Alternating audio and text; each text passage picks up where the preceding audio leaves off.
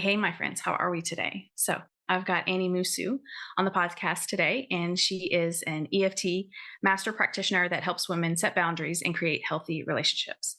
So, first and foremost, Annie, I'm so grateful that you're here and willing to share your time with us. So, I'm excited for our conversation today. Thanks for having me, Erin. It's a pleasure to be here. Yeah. So, we're going to talk about all things money, Annie's relationship with money growing up, how she's been able to transform it using EFT, and just kind of dive in. One of the things on the podcast that I always, that's kind of at the center of what I want to bring to everybody is like, hey, we've all had our relationship with money, right? And wherever you are along the journey, it's perfectly okay. And if it's not where you want to be, that's okay too. And you can change it and transform it. So let's dive in. So tell us a little bit, if you're willing to share, just your experience growing up with money and the family dynamics and elaborate a little bit on that. Sure. Yeah, I grew up in Southern California. My parents are Vietnamese immigrants. They came to the US as the boat people. And in the 80s, they met each other and they raised a little family. And it was just me and my brother. And basically, my father is the breadwinner. And my mother is the traditional role. The woman stays at home, she's cooking, taking care of the kids, and then the dad is going to work. My dad really insisted on academic success Mm, because it was what gave him like the golden ticket to succeed in the US. He immediately enrolled in a college, and he picked the degree that would give him the most opportunities. And mhm, so he became an engineer. mhm. And so we grew up, my brother and I, in an upper middle class household, but it didn't really feel that way. We definitely had the immigrant mindset. So Mm. that meant like saving up every little penny, making sure we buy stuff on sale. Um, I remember picking out stuff that I'd like at the store, my jeans or like pair of shoes that I want, and then my dad would say, "No, that's too expensive. Go back, Mm, find a cheaper pair."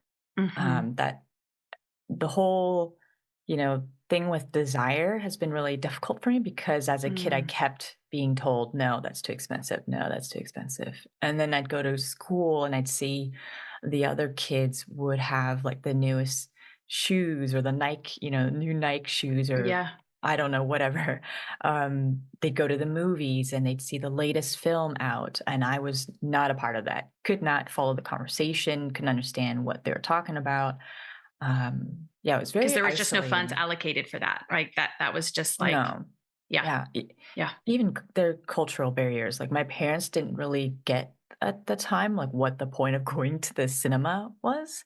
They're yeah. like, "Why is the volume so loud? Why are we all sitting in the dark?" Like yeah, and It's so I Americans. yeah. Yeah, we went to a movie when I was 5 or 6. I remember seeing Aladdin at the cinema, Mhm, yeah, but I mhm. didn't go until junior high. Wow. With Yeah, my friends later on. yeah, Yeah, it really just wasn't a thing. yeah. Yeah, and so my mom spent a lot of time with us, taking care of us, and she'd Mhm, say, "Your dad is so busy, he can't be here mm, with you because this is the way he loves you. He's making money so that you have a comfortable household, a life, a comfortable life." mhm, I just wanted him to go to, like, the school play that I was in or come to the reward ceremony or something. I'd see him on the weekends, and he'd take us out into some, nature outing. He really loves national parks. That was mhm, another way he showed his love, but my mom mhm, kept saying, "This is the way he's showing that he loves you. He's making mhm, the money. That's mhm, how we're living this life." mhm. And growing up, then I, brought that into my work. Maybe I'm kind of jumping ahead here, but yeah, that came into my work later on, one of my financial blocks, because I got the idea that, well, the man makes the money, the Mm, woman doesn't. Um, and then who am I to make money on my own plus be an entrepreneur? mm, There are no business owners who are women in my family, mm, and none of them are doing it online. They're like they're cutting hair or something like that. It's not mhm. anything at all what I'm doing. And so, yeah, I don't know, I could go in so many Yeah. directions, but I think that kind of gives a Yeah. pretty good picture. I want to go back and I mean, obviously, we're not in your dad's head or in his body, but do you think that, that almost that poverty consciousness, what I call, right, or that scarcity mentality comes from that place of fear of like never wanting, like, you I always say like there's a moving either towards something or a moving away from something, right? And the energy is very Yeah. different. And so do you feel like that your dad was like so tight with the money or so saving, conscious because it was like I never want to go back to, maybe the life before you moved to America and that was kind of what was um played into him being so fear-based or poverty conscious in that regard? Hmm. Yeah. I think he definitely grew up in very extreme poverty in Vietnam. And I think he's such a logical, rational person. He Yeah. realized very quickly that the best way to succeed is to save up every penny. And Yeah. so he started a retirement plan in his 30s, like very Yeah. early, and he wanted to save all the money to invest in our house. And Mhm. so uh, yeah, we had a very comfortable life, and at the same time, I learned much later on that it was just one of his dreams. It's the American dream to Mm. go from rags to riches, and he did Mhm. it. He really Mhm. did it. He just was Mhm. so determined to become rich, whatever that meant for him. Yeah, whatever that meant for Um, him. Mhm. yeah, yeah. And so I'm not quite sure. I think Yeah, that he was just so when you come from such extreme poverty or extreme situations like that, sometimes there are people who fall into like the victim mindset or who can't really get the yeah, motivation to, or the hope to make something happen. But it's the opposite for him. It was like that's the yeah, motor for him to go after what yeah. he wants.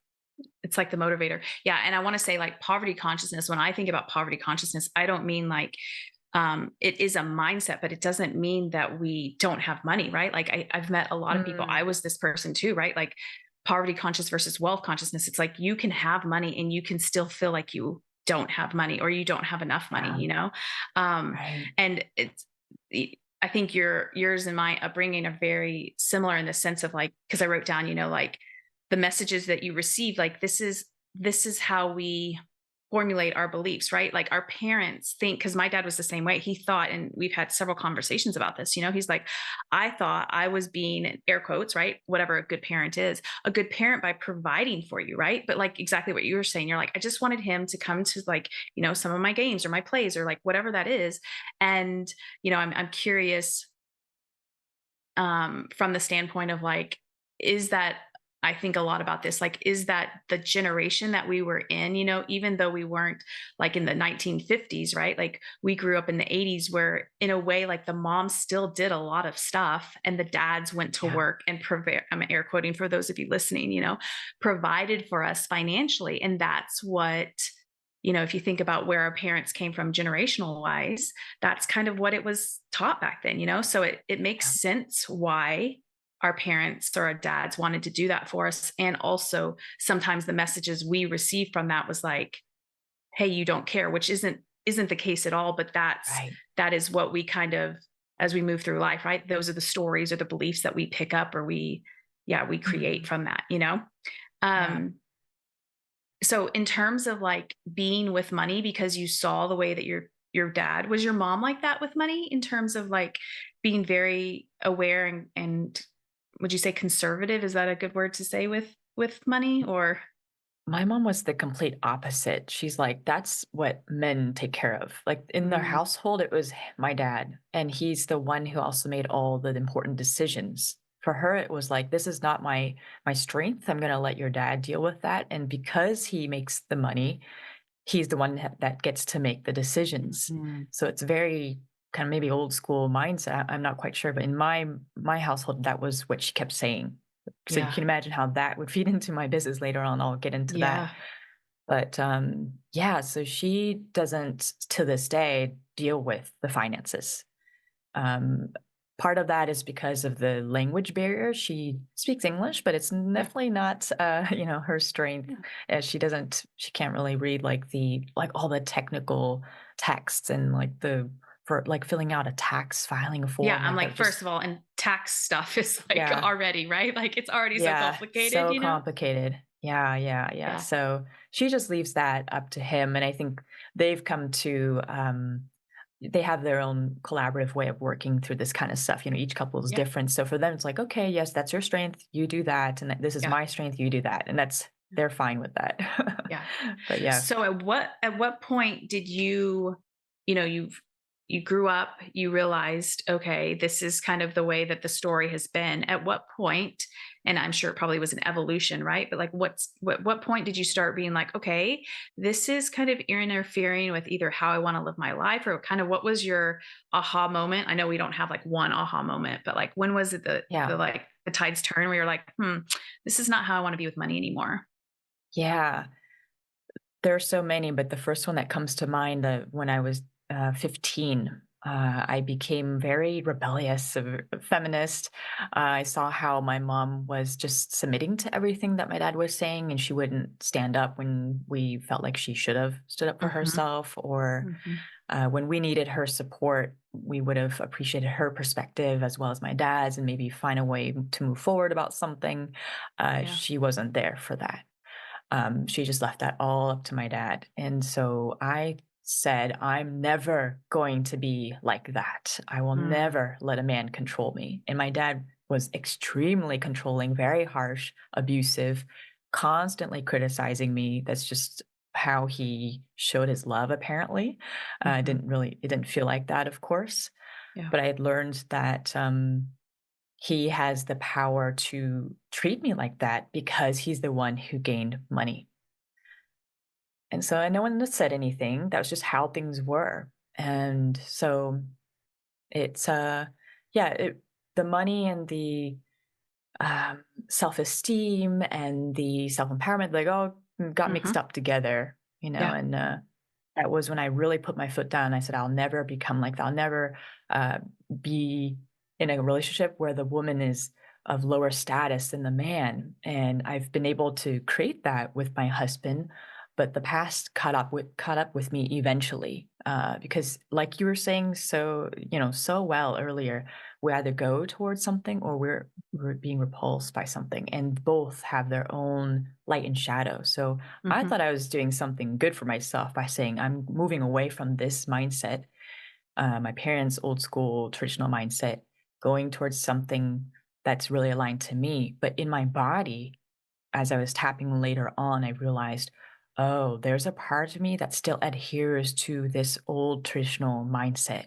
And there's nothing I could tell myself in my mind that would change that until I Mm. released it on a somatic level. Mm. I wrote down, it's interesting because I think, and my mom has said this before, she's same thing. Like, I don't ever want you to depend on a man. So me and my sister, have always worked.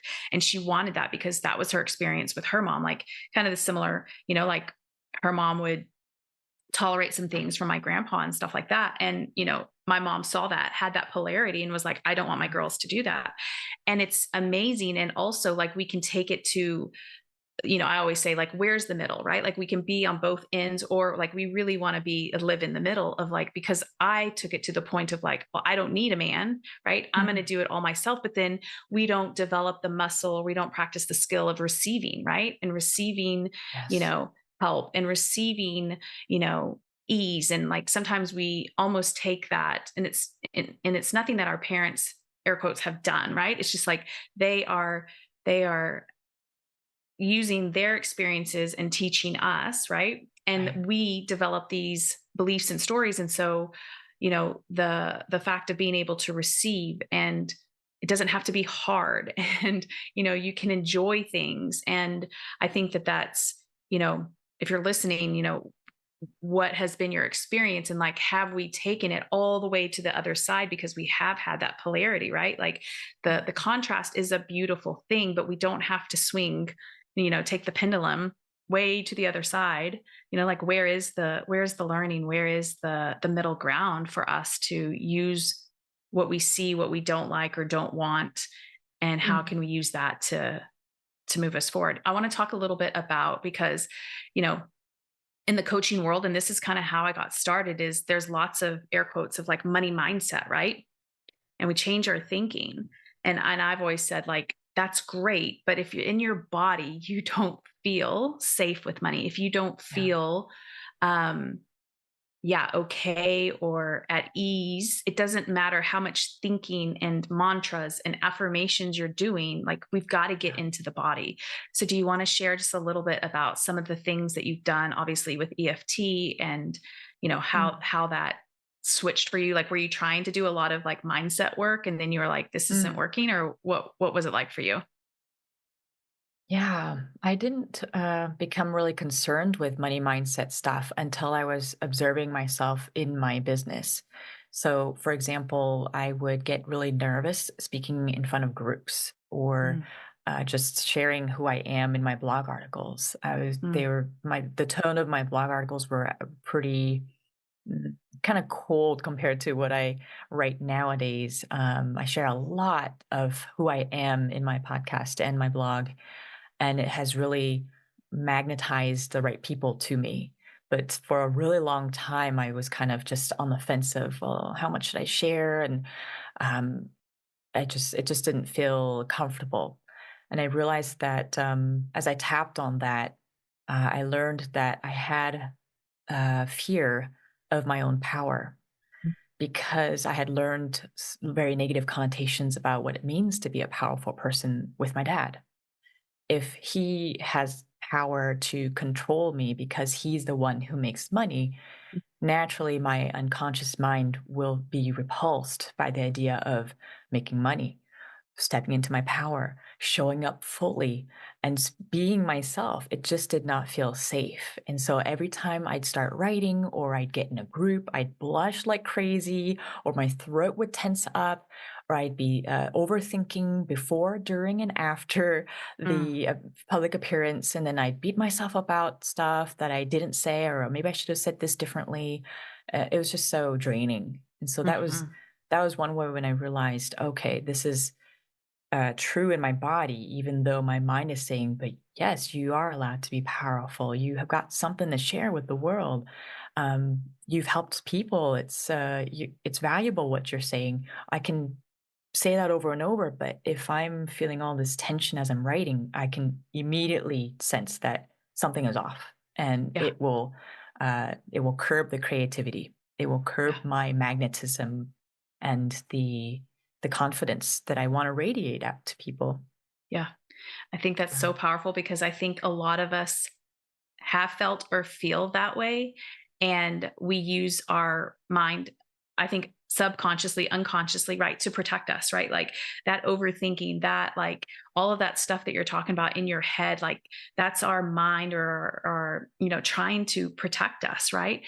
Yeah. Versus, and also, like, for a lot of us, it doesn't feel safe to be in our bodies in a consistent basis, right? Like, growing up, we were probably taught, like, all of our feelings, right? Emotions, like, stop crying, why are you whining? Or like, why are you so upset about this? Or you're too sensitive, right? Like, all of those stories that we've been told. And so we have, yeah, I don't want to say unconsciously, but like, I guess that's the word that's coming to mind, is like, we've gotten out of our bodies, right? We've lived in our heads because it's a safer, air quotes, right, way to be than in our bodies. And so talk a little bit more about, so you notice this, because if someone's listening and they're like, oh, that's me, right? Like, I do blush, or I do feel that. Mm. What were some of the things that you said? Tapping, was there anything else that you did? I always talk about, like, it's really being with ourselves, which is really scary in the beginning, right? Like, if we're experiencing those emotions, they can feel really intense in our bodies. What are some, I guess, suggestions or things that you've done that people can try and play with to kind of Mm. be with ourselves and in our bodies, and with those sensations that we're feeling in that moment? Hmm. Yeah. Well, the first thing that comes to mind is grounding. Grounding was something that I discovered on my own. I didn't even know it was called grounding at the time, but I was kind of pushed into it because my husband and I struggled with a codependent relationship for many, many years. And that was a direct consequence of growing up with an abusive father. I just rehashed the same trauma through my marriage. And so we would get into these almost constant arguments, on and off for several years. And if I didn't get into my body very quickly, I'd stay up in my head and all the emotions would dictate my reactions and worsen things. And same for him, same for my Mhm. husband. And so I remember just one day, um, totally panicked, like, what are we going to do now? This fight is so horrible. It's painful. It's scary. And I don't know, I just felt the call to focus on my feet. Mm. I don't know. And, in the self-help world, there's a lot of visualizations with the tree roots Mhm. growing out of our feet. And I just imagine those roots going all the way down into the earth, into the center of the earth, even just as deep as I needed. And I just breathed deeply, and I felt all the rage and all the fear just coursing through my body, and I feel it just be all red in my neck and my chest. It rise up into my head, and just breathing, breathing, breathing, breathing. So I got kind of pushed into a corner, having to have to do that. I'd Mhm. say for most people, I'd really recommend, like, yes, if you can, pay attention to in those moment of crises, Mhm. get into your body immediately and focus on your feet, because that's the most grounding. You want to get or into your maybe your hips or something. If you think of trees, the trunks are the most solid. You have the leaves on the top that are just moving with the wind. That's like our thoughts and our fears and limiting beliefs. And if you stay up in your head, it's going to take you away. You're going to be lost up there. If you go down to the roots, the solid trunk in your belly or in your hips or in your feet, then you're gonna, you can anchor yourself into Mother Earth, and feel much more centered. And then you kind of take down the stress response, that you can think more clearly. So start paying attention in your daily life. These small moments, I say, start with the small moments when Yep. you notice any sort of physical tension showing up in your daily life. So it could be as soon as you open up your laptop for the workday. People who are online entrepreneurs, you open up your laptop. What kind of mindset are you in? Are you feeling peaceful? Are you feeling nourished, hydrated? Then pay attention to maybe an hour later, put a notification on your phone, and then take 2 minutes to check in with yourself. Ask yourself, how are you doing? How are you doing? What tension am I feeling right now in my body? Where is it? And then just stay with it. Breathe, breathe, breathe. And if I get really panicky, I'll just start tapping on the acupuncture points in EFT. I'll just go round and round in silence Mm. until I feel calmer. I love that you said, like, and I'm paraphrasing, like, start small. Like, for sure, when we're in those heightened, the fight, flight, freeze responses, right? We do want to be with it, but that might be too intense in our bodies. So when you're not in that response, right? When you're just like you said, like opening up your laptop, or like when you wake up in the morning, like there's not like, how are you feeling? Kind of do what's called like a body scan, right? Like top to bottom, Yeah. like what am I feeling in my body? And I think so often, and this is a cultural thing, be curious too if you notice that from living in Europe now too, is like the rush, fast paced society that we live in, right? And the, for lack of a better word, neglect, right? That we pay attention to our bodies and like, how are we feeling? Like we have such a to do list from the get go when we wake up in the morning versus how am I feeling? And that's what I had to do at the very beginning. Like I had to put an alarm on my phone, like every hour, like checking in, right? Mm. And, what am I feeling in my body in this moment? And 2 minutes is not going to break, 5 minutes is not going to make or break your day, right? Like you can do that every hour to get into the habit of what does it feel like when I connect with my body. um do you find that as well in like the society, you know I think Western society is definitely like this, but like in a rush culture, that from where you live and things of that sort, is it similar like that, or is that mainly a Western thing that we have Mm. created for ourselves? Oh, yeah, it is here in France where I live too, especially when I lived in Paris as a student. I could definitely feel that rush. In any Mm. big city, I'd say you can feel that rush. Here where I am in northwestern France, it's in the countryside, so it is more low key. And then Yeah. the French culture is very they find the off time so precious. So Mm. everyone gets 5 weeks at least paid leave every Yeah. year, and that is just the norm here. When I Yeah. tell people that in the US it's 2 weeks, they're like, "What? How do people do that? Oh, that's so typical of Americans." Like that's they're just yeah so surprised. Um, yeah, and I think it's you can create a hell in your mind anywhere. It doesn't matter Yep. what's around Yep. you.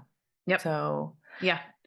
And yeah. I think that I think all things play into it, right? Like cultural, societal, religious, like there's so many things. And like you say, and at the end of the day, right? Like we get to choose, like, how do we want to feel, right? Like we're so practiced in being a certain way. And so really breaking up how, like our bodies, our nervous systems feed off of those chemicals. So if you're used to feeling stress and you haven't felt stress Yeah, in a while, your body's going to serve up stress so that you can feel it because that's what it's used to.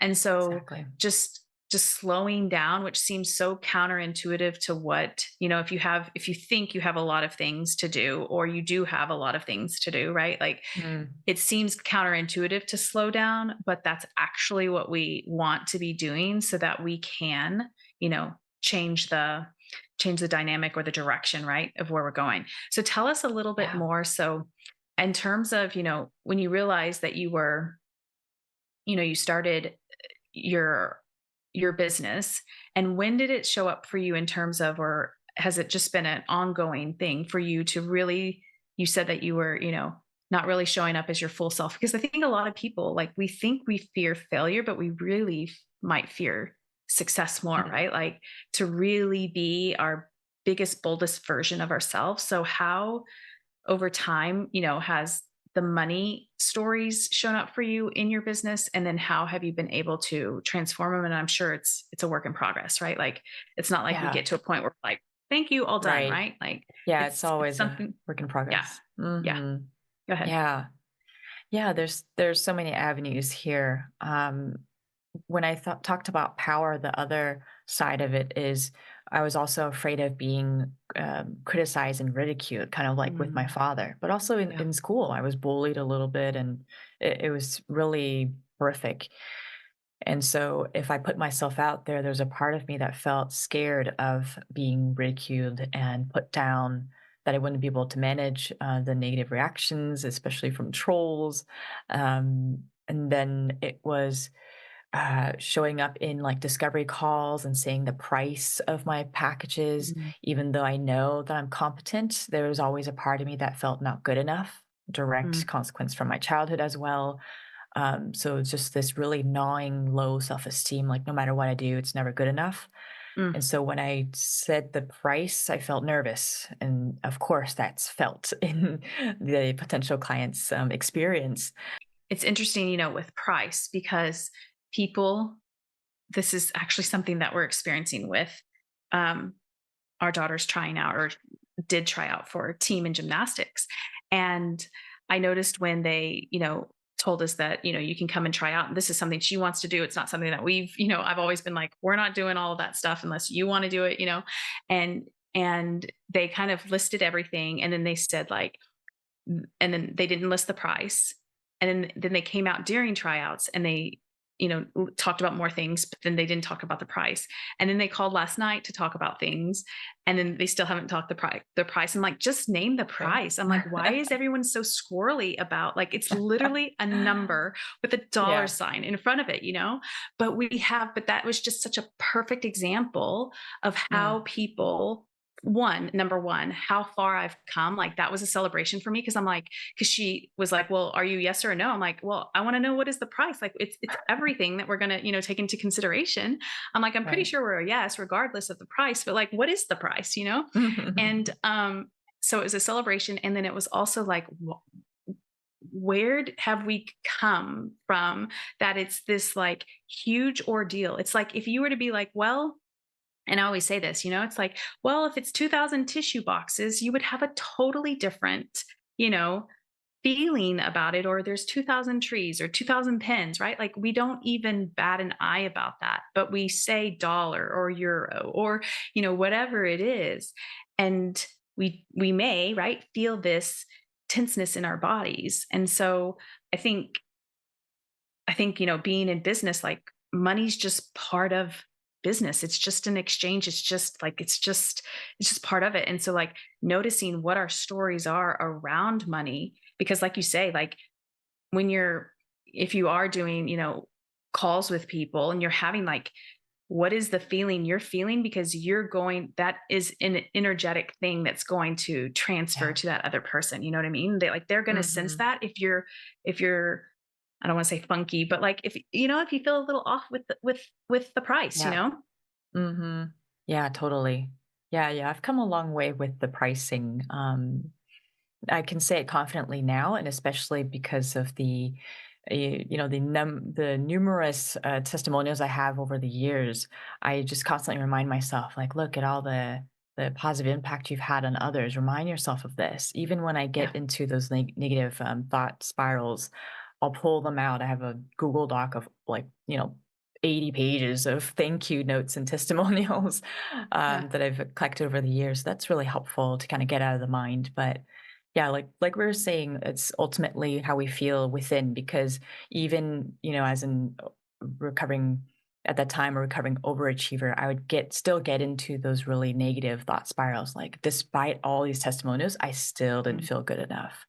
Or despite the fact that I know I need to take a break, for some reason I can't. No, I can't take a mm, break. I have to keep working 2, 3, 4 hours straight, and then when I'm so tired, I have to go and stop and drink water or something, mm, you know?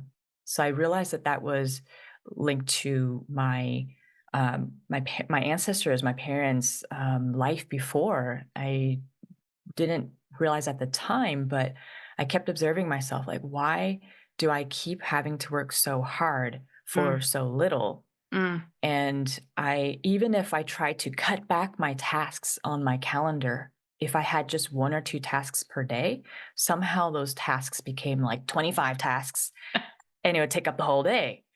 How is that possible? Doesn't matter. Doesn't matter. And I kept observing over the years, and I saw that there's this old story of the struggle, and that's so typical for our society. It's just it needs to be hard. yeah. It making money is difficult, and there's a part of me that also felt like I owed it to my ancestors to work hard Mm, and to gain the badge of honor. Like, yes, you've all worked so hard for me, you've sacrificed so much, and mm, it'd be a shame for me. I'd feel so ashamed and, guilty to have an easy, comfortable, pleasant life doing what I love, mm, when they yeah. have to get up and go out and hang out with, I don't know, not Yeah. hang out with people, but, be with people who are really unpleasant or whatever, and just work their butts off. I didn't really feel like I could kind of be with that guilt fully for a long time. It came in stages where I was Yeah. just crying and tapping, crying, um, and embracing that guilt and the shame that came with rest and play and relaxation. Yeah, that was a big one. Yeah. I think you hit on some really big things, because shame and guilt, we think that we have we don't have to do anything, right? But like in order to transcend where we are, like we've got to feel that, right? Like we think like, okay, we don't want to feel the shame, we don't want to feel the guilt, so we keep working harder, right? Or we keep working more. Yes. Versus, no, a lot of, I think, your people and my people are very similar to us, right? Like recovering alcohol, not alcoholics, workaholics, right? Like where we are, you know where rest and play is actually work for us, in the sense of like that takes effort, right? Because that is such a complete opposite of what we have always done. Like we don't need to work any harder, right? We need to work less. We need to, allow for, downtime and play and, Uh, just being for lack of a better word, like kids again, right?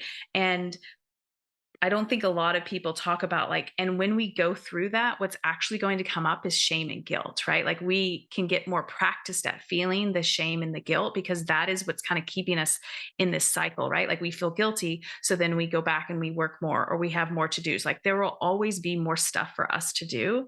Yeah. Um, and so really it's like getting practiced at feeling the guilt and the shame because that's where it is where we get to come up and we get to release it, right? Like, does it still come up for me? Sometimes, but it's not intense in my body like what it used to, right? And it doesn't drive the bus like it used to. And I think Yeah. also too, if you want to share, like, you know, you were talking about um charging and I think a lot of people say like, well, charge what you're worth, but my view is like we're priceless, right? Like I think we charge what you feel number one you would pay for, like without a doubt, like I would totally pay for that, and that you feel like that the perceived value is right, like because I think we can get into that like charging what you're worth, and then you're almost like almost from a window of tolerance place, right? Like you're charging to a point where you're outside your comfort zone and that doesn't feel comfortable for you.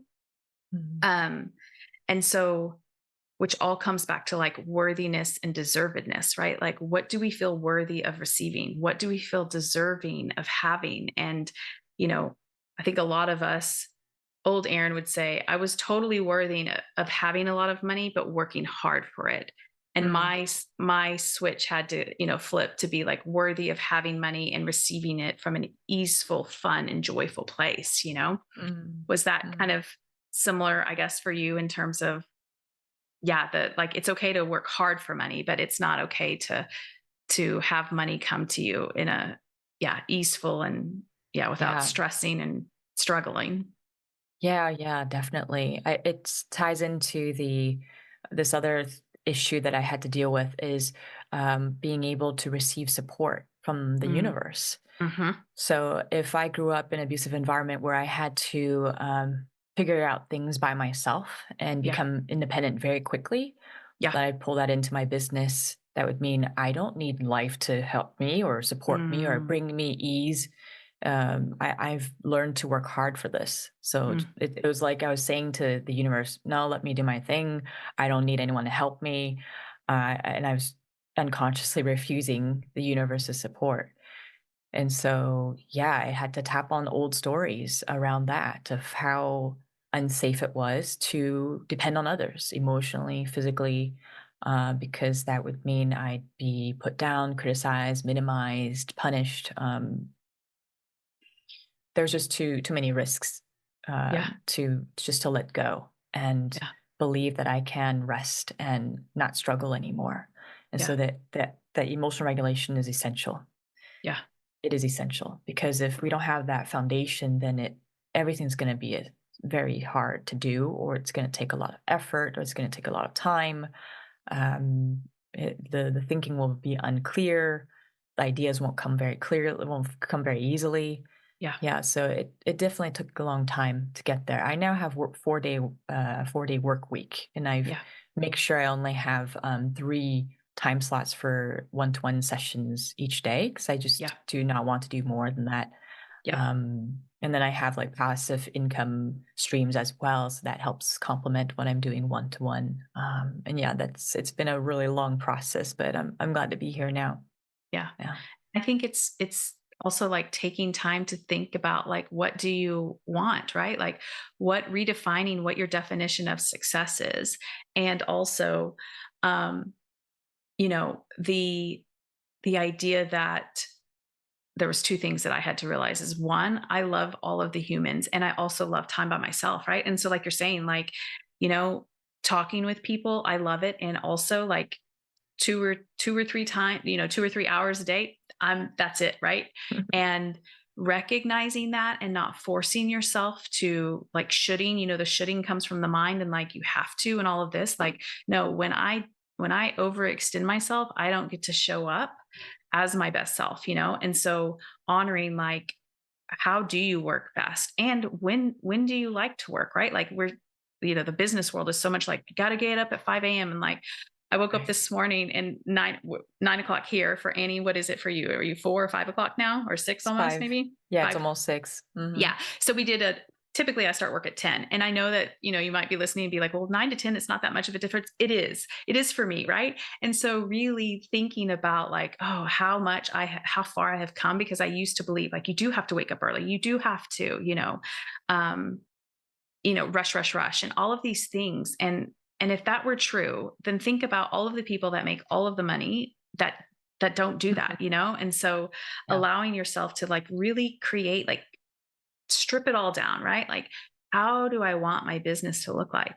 How do I want to feel on a consistent basis?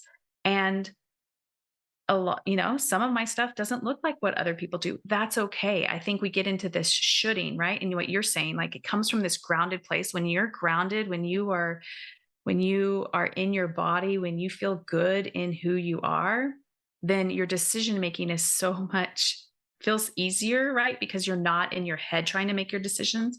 You're really coming from a grounded place. So, is there anything Right. else, Annie, that you want to say or add that maybe we haven't talked about that you want to add?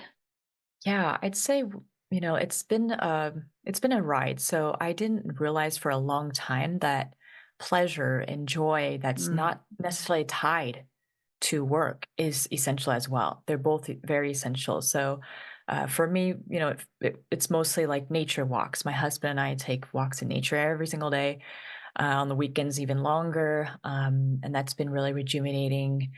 And then also this is coming from left field, but a lot of sensual exploration that has mm, helped me become more aligned with what I want in life and to give me that spark and the joy of uh, waking up every day, waking up to my mission and then helping people. So you're talking about, cultivating this well-being, and I'd say in all areas of life, ideally, so yes. that we can show up fully for our clients and for ourselves and our work and do the best work we can.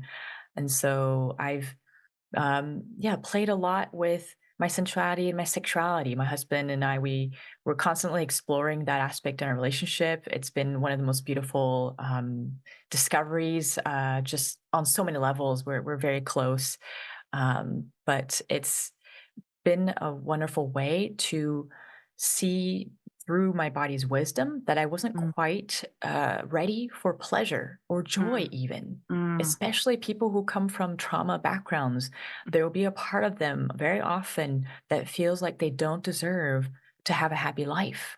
mm, Even if their mind says, of course, I want a happy life. Of course, I want a happy relationship. Of course, I want enough money so that I can do what I want to do. In their bodies, in mine as well, it was, no, I've learned to stay small because that mm, was what kept me safe. And so I, for a long time, didn't feel like I could fully step into really enjoying my time off. So mm, even if I had, put that 4-day work week into place in the beginning, it was extremely difficult to respect it. I'd constantly work more than the hours that I had set out for myself. So it doesn't matter what it says in my calendar. I was just gonna go overboard anyway. Um, and then when my on the weekends and my time off, I'd be thinking about work all the time, about the next idea, the next yep. offer, who to contact, etc.